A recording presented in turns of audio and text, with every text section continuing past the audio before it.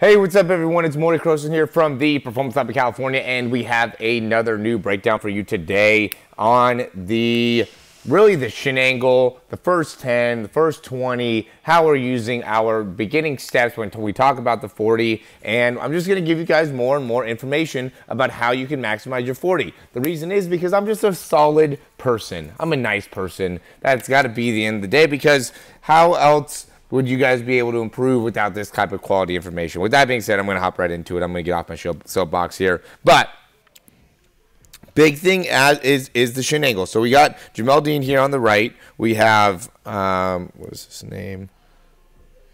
Morey Croson on the left. Okay, Morey Croson ran 4.69, which is still pretty fast.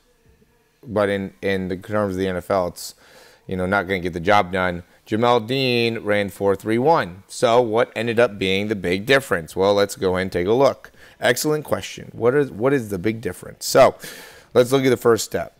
Okay, look at the angle of the first step. Oop, we're a little bit far.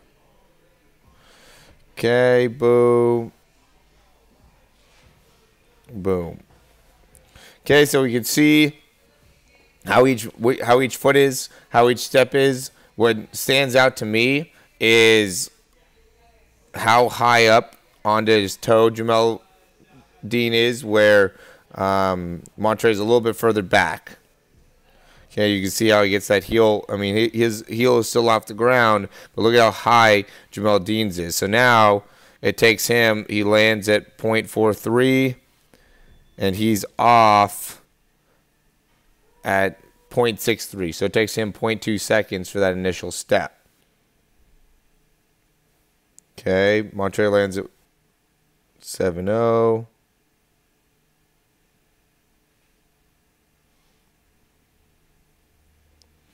And he's off in 1.6. So it takes him about 0.16 seconds on that first step. Okay? Second step, boom, 7.0. 0.70 is when he touches. I'm looking at the times here on the bottom.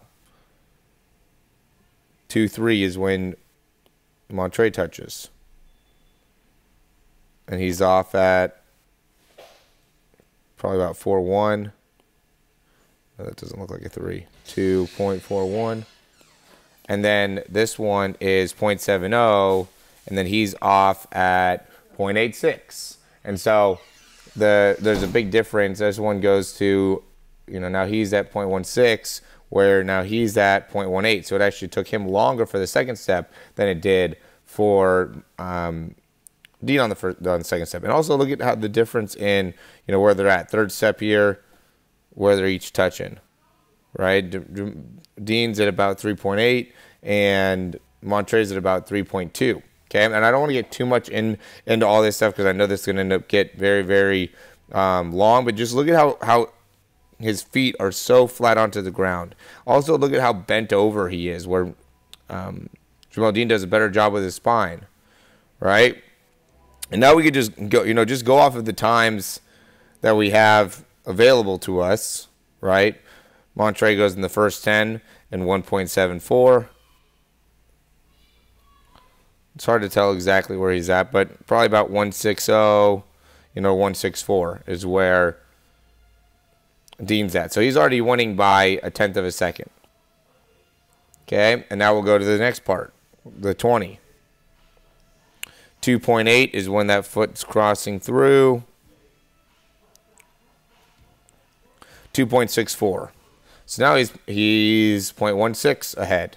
Right, and you could tell that Dean's also in top speed, where Morey's still trying to catch up to his top speed. He's getting too much bend in his spine. He's running too laterally, where Dean's doing an excellent job of creating vertical force, being very quick on each one of his steps, right?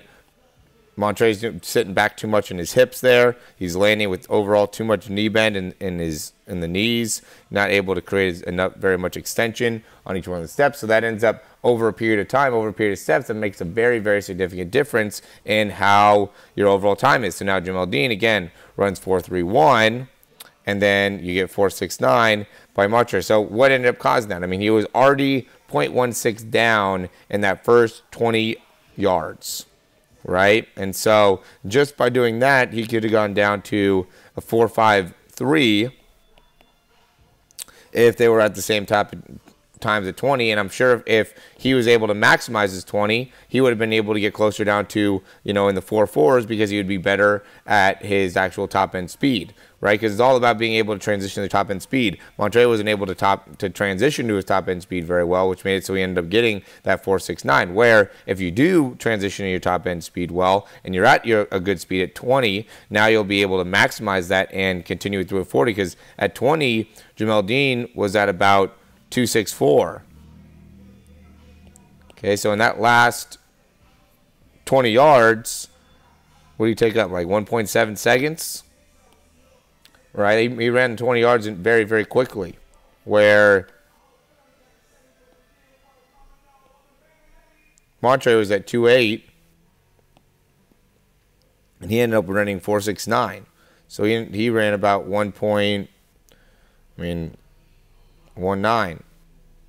All right, so there ended up being another significant difference there.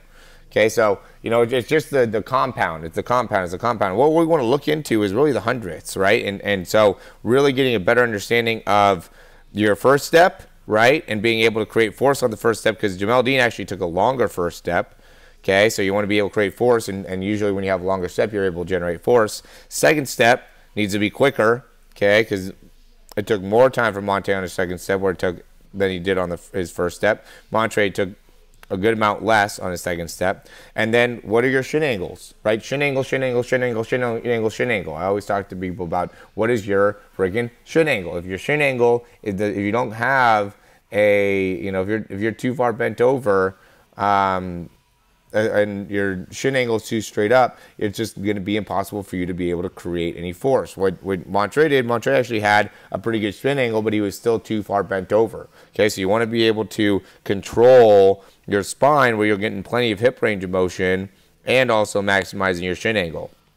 Right, this is really good right there. We'll go back. Okay, see how bent over he is? It makes it so he just can't create as much force on each one of his steps. So, and be as quick on each one of his steps. So big difference between, both athletes here. So, yeah, guys, if you guys have any questions about any of this stuff, be happy to reach out to me. We're also doing a thing where we're going to guarantee shedding 2/10 off your 40 in the next 4 weeks. So if you guys need to get 2/10 off your 40 in 4 weeks, we have the link below.